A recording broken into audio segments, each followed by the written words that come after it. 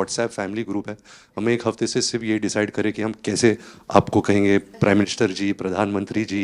रीमा बुआ मेरे को रोज फोन करके पूछ रही है क्या मैं ये बोल सकती हूँ, क्या मैं ये वो बोल सकती हूँ। मैं भी आपका परिवार का हूँ भाई, पर लेकिन आपको मैंने जो बहुत मर्जी अच्छा, पड़े वो बोलिए। मैंने बहुत अच्छा रट किया। हाँ।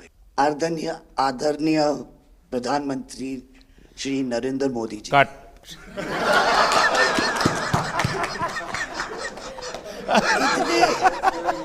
इतने कीमती वक्त में आपने सबको आज यहाँ निमंत्रित किया राज कपूर के बर्थडे 100वीं बर्थडे पे अवसर पे, हम आपका शुक्रिया अदा करते हैं। और पापा की पिक्चर के गाने की एक दो लाइन याद आ गई, मैं ना रहूंगी तुम ना रहोगे लेकिन रहेंगी निशानियां। वाह। आपने इतना सम्मान प्यार दिया है, आज के दिन को सारी इंडिया देखेगी कि नरेंद्र मोदी जी प्राइम मिनिस्टर हमारे ने कितना सम्मान कपूर परिवार को दिया है। राज कपूर साहब ऊपर का से बहुत बड़ा योगदान है जी, आपका स्वागत करने का अवसर मिला। और राज साहब का 100वां जन्मदिन यानी हिंदुस्तान की फिल्म इंडस्ट्री की स्वर्णिम यात्रा का वो कालखंड है जी।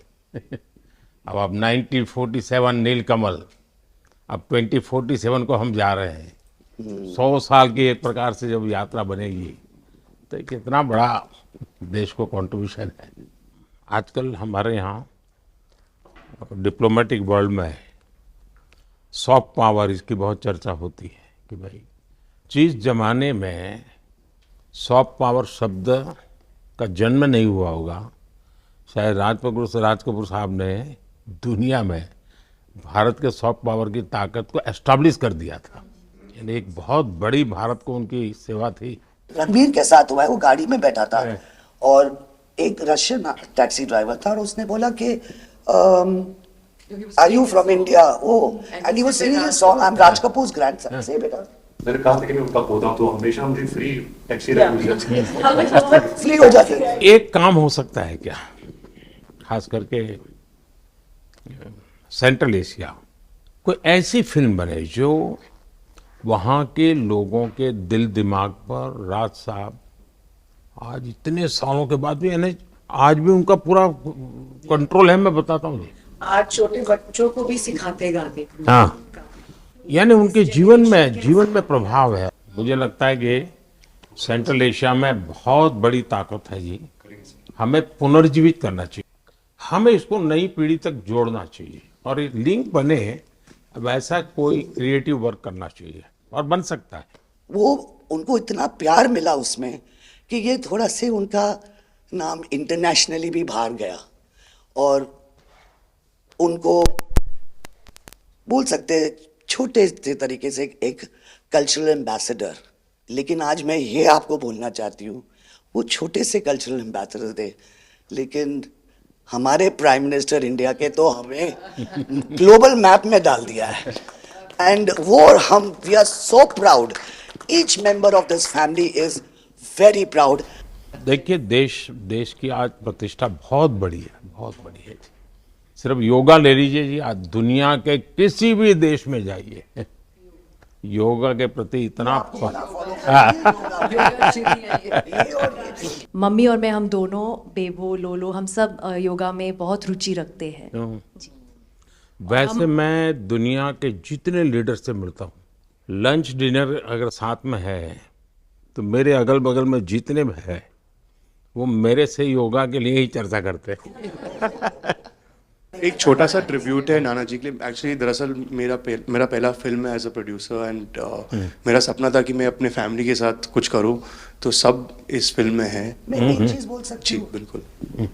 ये वो ग्रैंडसन है, राधा ग्रैंडसन्स मेरे दोनों बच्चे, ये अपने नाना को मिले नहीं है और ये पिक्चर बना रहे हैं और उनकी सब उस अरमान ने इतनी खोज की है हर चीज की और उसपे थोड़ा बहुत just for him he is making. जो कुछ सीखे हम फिल्मों के माध्यम से और जो माँ ने सिखाया मुझे, उनसे सीखे हम। देखिए जब आप रिसर्च करते हैं ना तो एक प्रकार से आप उसको जीते हैं जी। उस दुनिया को जीते हैं, तो आप बड़े भाग्यवान हैं जी कि भले आपने नाना जी को देखा नहीं, लेकिन नाना जी को जीने का आपको अवसर मिल रहा है। जी बिल्कुल बिल्कुल, ये बहुत बड़ा सपना है मेरा और I am really thankful, full family is part of this. मुझे याद है हमारे यहाँ इनके फिल्मों की ताकत क्या थी। जनसंघ का जमाना था और दिल्ली का चुनाव था, तो चुनाव में जनसंघ के लोग हार गए। तो अडवाणी जी, अटल जी ने कहा यार चुनाव तो हार गए, क्या करेंगे, तो चलो बोले मूवी देखते हैं। तो वो मूवी देखने गए, राज कपूर साहब की मूवी फिर सुबह होगी।